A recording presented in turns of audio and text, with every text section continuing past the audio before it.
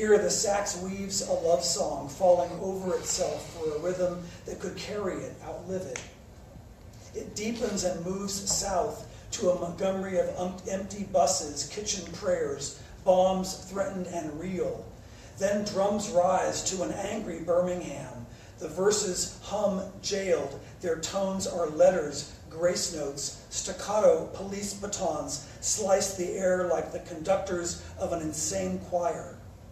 Coltrane's breath rushes through the saxophone now. The tune Terrors in Vietnam. It prays Scared in Selma. Its notes are water hoses, dog teeth, indifference. It sings Symphony in Washington, Chaos in Chicago. 1963 was cruel to this melody, this unfinished lunch counter where 4 little girls sit side by side and eat nothing. So finally, he puts down the sax as it fills with tears, unplayable. He takes up the bass clarinet because it sounds more like fury, like staring down a president. This song knows harmony. It is a choir called Watts. It sings riot in a new tongue, the language of the unheard. This song swirls now. It fills the world house with a straight-spined melody. This tune sings garbage men who are men. This rhythm has walked to a mountaintop. It tastes like a promise. So it clears its throat and soars, singing Memphis. Thanks. So these are, Alan sort of did the model of my manuscript, which is some lines from Dr. King and then poems either in that voice or in a similar voice. So he wrote about the Day of Days, December 5th, 1955, in Stride Toward Freedom, his first book, when he realized the Montgomery bus protest was actually working. You plan and call and organize and prepare for every eventuality, but you never know what will come. My wife and I woke earlier than usual, and I was afraid. I was still saying, if we could get 60%, I would be satisfied. In my mind, buses rolled by with black people atop the bus and hanging from windows, dragging their feet. White men and women filled the bus, laughing, doubled over laughing. What would I think would happen? I was in the kitchen, whispering over a cup of coffee when I heard Coretta cry, "Martin, Martin, come quickly." I stopped praying and ran into the living room, breathing like an army. A slow-moving bus rolled down our street like a hearse, the casket still years away. Coretta sang into my faithlessness, "Darling, it's empty." I could hardly believe it. Sometimes believing and knowing have to happen at the same time.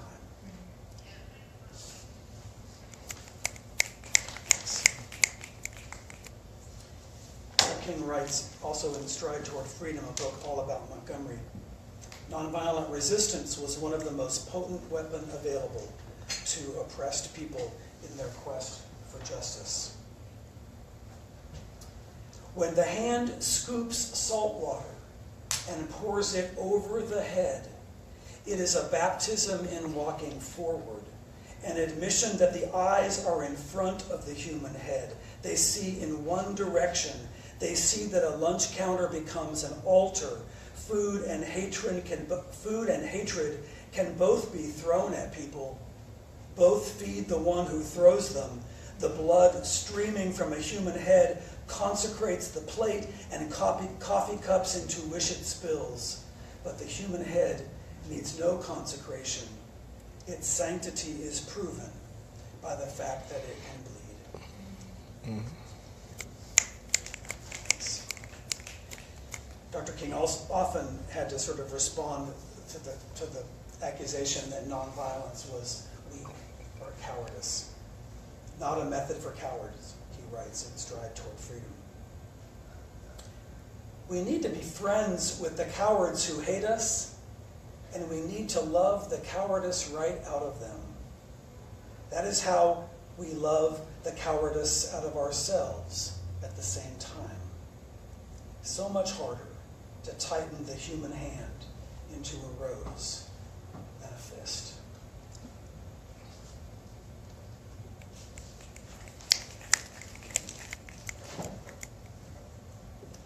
The nonviolent resistor not only refuses to shoot his opponent, but he also refuses to hate him. The angry voice on the phone was once, I should back up. Somebody, Dr. King in Montgomery got a horrible phone call middle of the night saying, we're going to blow up your house if you don't leave town at all. The angry voice on the phone was once someone's dearest baby. A promising little boy who said, listen, N-word, we've taken all we want from you. Before next week, you'll be sorry you ever came to Montgomery. This beautiful little boy, smiling, giggling today, sings out a hatred he has learned, a song his country handed him. He inherited them. He took them into himself without knowing how gruesome they could taste, how they would sicken him too. I cannot hate him for inheriting this. I will not destroy him just because someone taught him to destroy me.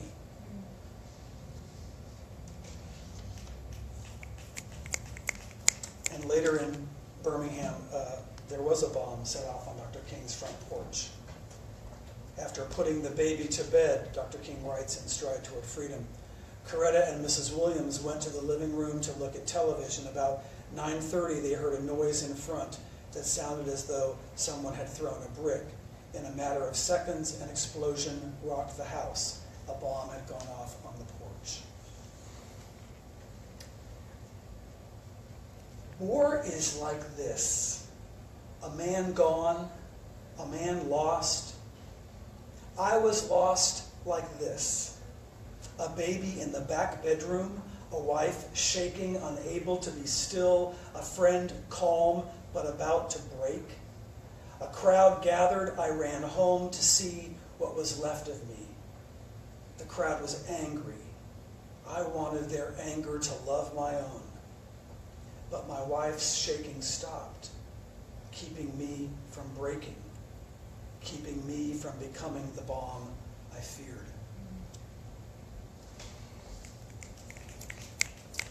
One of his nights in Montgomery, in the middle of the night, having gotten one of those awful phone calls, going to the kitchen and praying, he writes, I've always been here, in this midnight kitchen, in this midnight city, in this midnight life.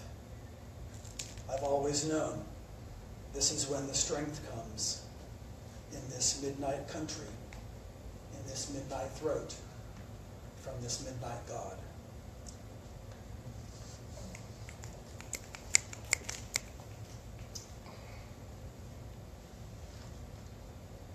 Dr. King also writes in Stride Toward Freedom, the night the Klan rode, the radio announced their plan to demonstrate throughout the Negro community, and threats of violence and new bombings were in the air. They are always the most cruel when they lose. The sheet, the cross, the flame are most sour when their lie slips away. It's because they've convinced themselves of their own story, of their own need. The sheet, the cross, the flame can only hide for so long. They hang on clotheslines, atop their churches, just under their tongues. It's hard to live with the flame under your tongue.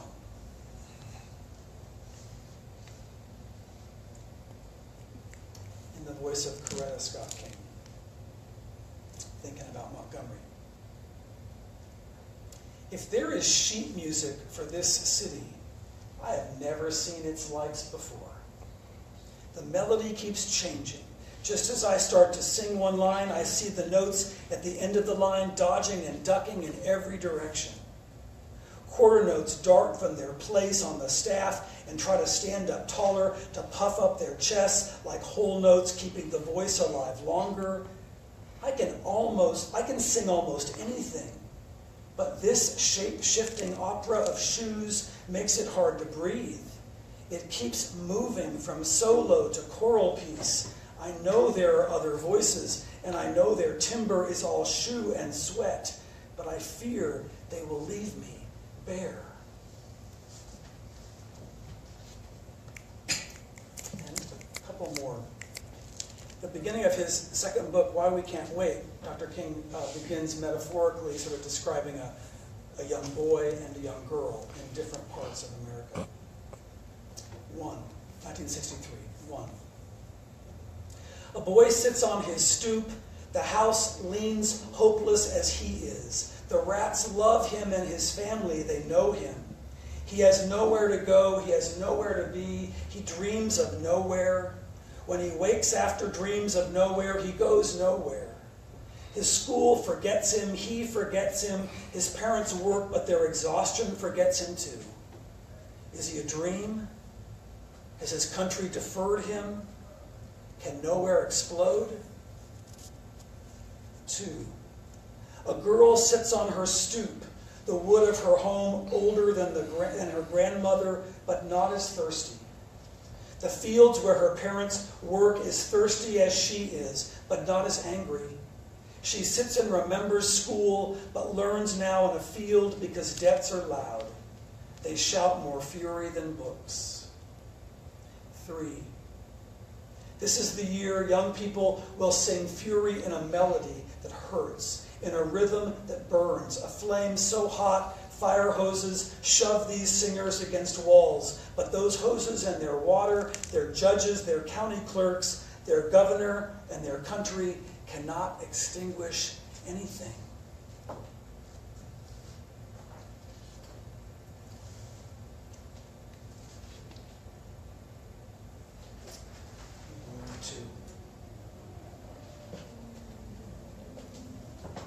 The end of his last book, Where Do We Go From Here?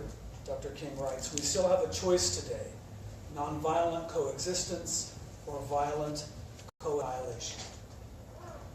1. This choice will not be here forever. It is here today, but like all things, it will vanish, just like we will. 2. Chaos is stones coming at us from all sides. Chaos is the cut face, the bleeding lips, the broken skin, the purple and black wound beside the eye, the child begging it to stop. Chaos is us picking up stones and joining the war. As soon as I decide to harm you, I am wounded. 3. Community is not a world without stones. It is a world where we choose never to throw them at one another.